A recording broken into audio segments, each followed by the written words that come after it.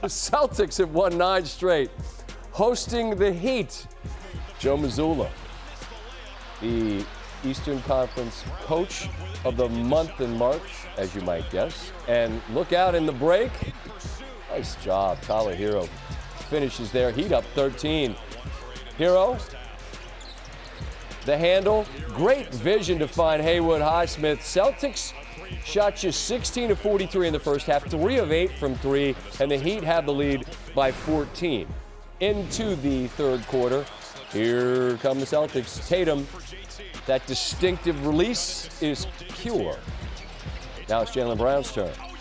All 3 of these, 8-point game. Tatum stops, pulls, 6-point game. 12 minutes on the clock in the fourth. Well, at this point, actually, 9:45. And Hero buries that 3, and the lead is back to 9. Hero, good find to Adebayo. He had 21 and 6. Davion Mitchell, catch and shoot 3. And that's going to do it for the Celtics winning streak. It's also their largest home loss since October 22nd. And they fall to 56 and 20. Meanwhile, the East leaders in Cleveland, they're 60 and 15, hosting New York. New York is comfortably at 3. Their issue is they have not played well against the best teams in both the East and the West, meaning Cleveland, Boston, and OKC. That is a 3 from Donovan Mitchell. 3-point game, and Mitchell is on one. Into the fourth, the lead is now 10. The Spider has 27 on the night.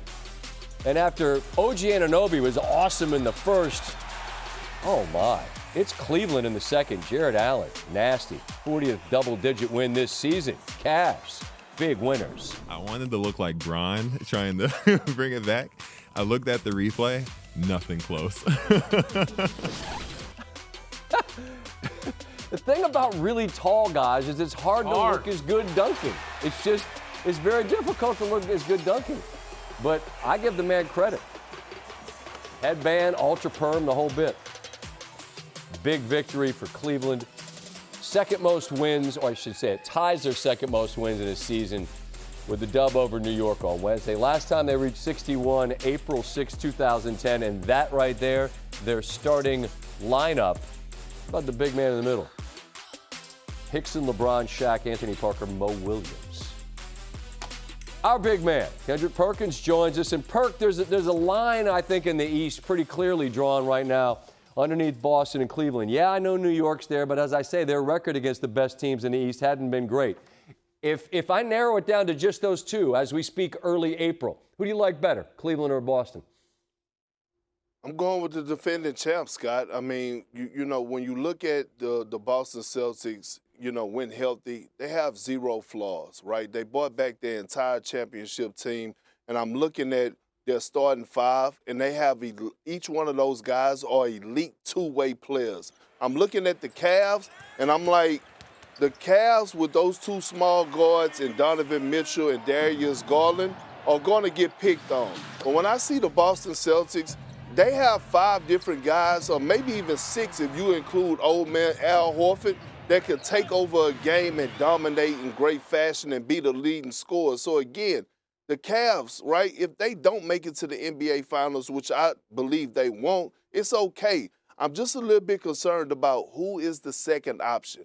Evan Mobley, right? Can he be that X factor? Can he be dominant enough to go out there and get 25 and 12 in the series? I just don't see that yet, and that's okay.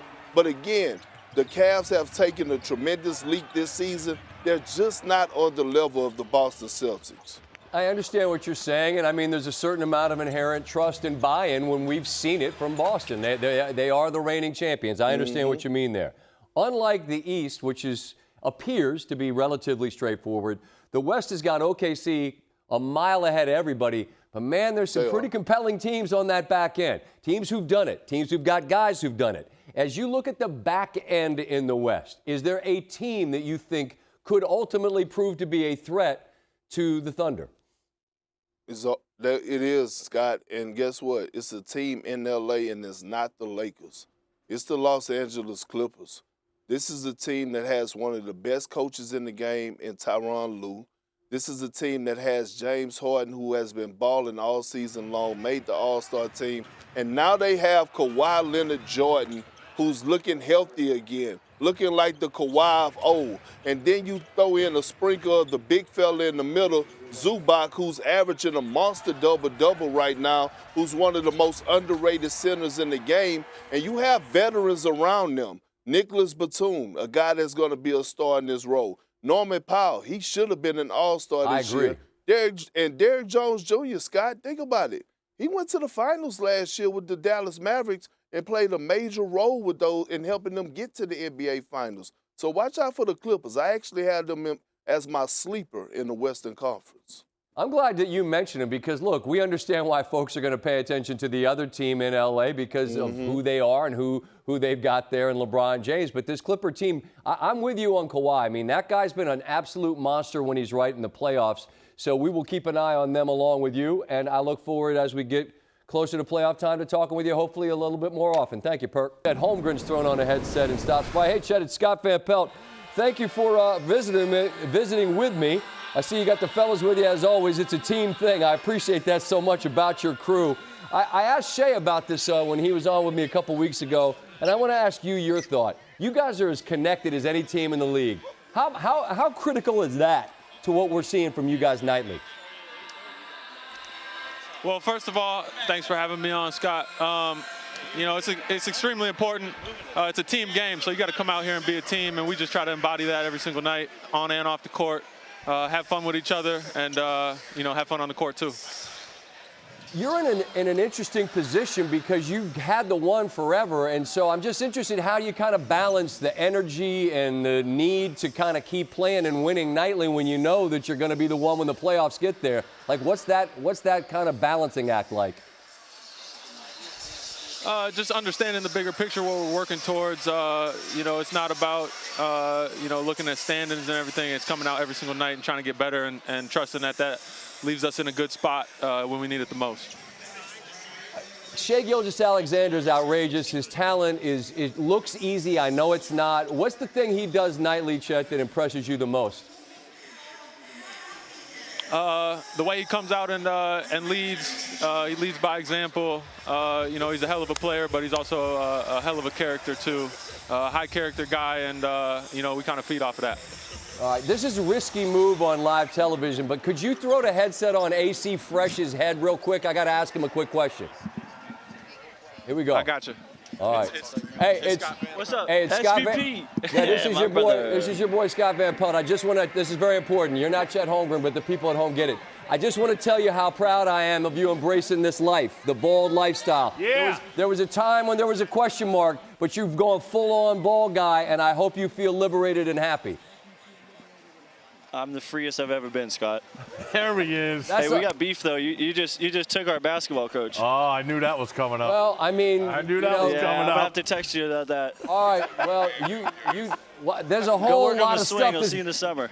Well, there's a whole lot of stuff that's baked into that, man. But like that's complicated the way the world goes. I'm sure you'll find a good one. Good luck in the playoffs. Stay healthy. Be good. All right. Appreciate it. Good to hear from you. Finish of the night in Dallas. Anthony Davis and the Mavs taking on Atlanta. 4 seconds left in the first quarter. Daniel Gafford misses the dunk, accidentally elbows Davis in the face. I got Davis in the face. Heads to the locker room, gets looked at, returns later. Hawks, by the way, leading at that point. In the third, the block by Davis. And then Davis continues to defend. Another block. Bringing the energy. 2-point game late third, make it 5 after that three-pointer. Into the fourth, the Mavericks now leading by 10. Clay up top, and Davis makes it a 12-point game. Hawks aren't going to go away, though. Trae Young, float game, off point. He had 25 and 12. Hawks down 8. Mavericks up just 2. Dyson Daniels, heavens to Betsy. Atlanta now leads by 1. Mavs down 3, not anymore. Clay doing what Clay does. Hits the 3, tied at 118. Davis on the drive. Big bucket, another look. Wounded, but undaunted. 34-15. Mavs up 2, 3 seconds left. Young to try to win it. Davis challenges, just short. Davis celebrating his first 30-point game as a Maverick. More importantly, the winner and the challenge on defense that forces Young to leave it just a touch short.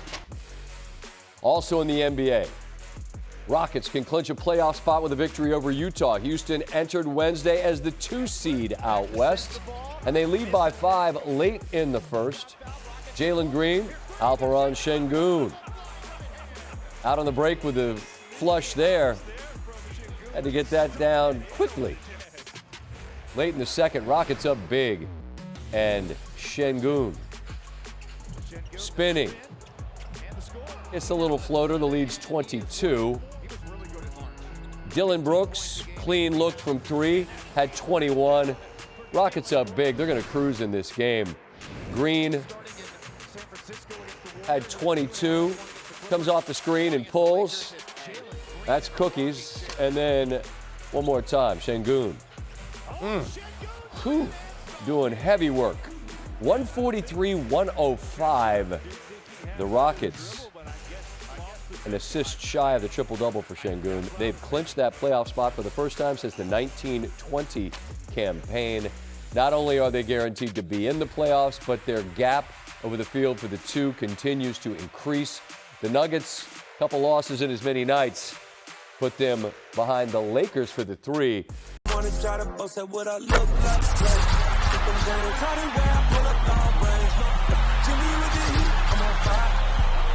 NBA,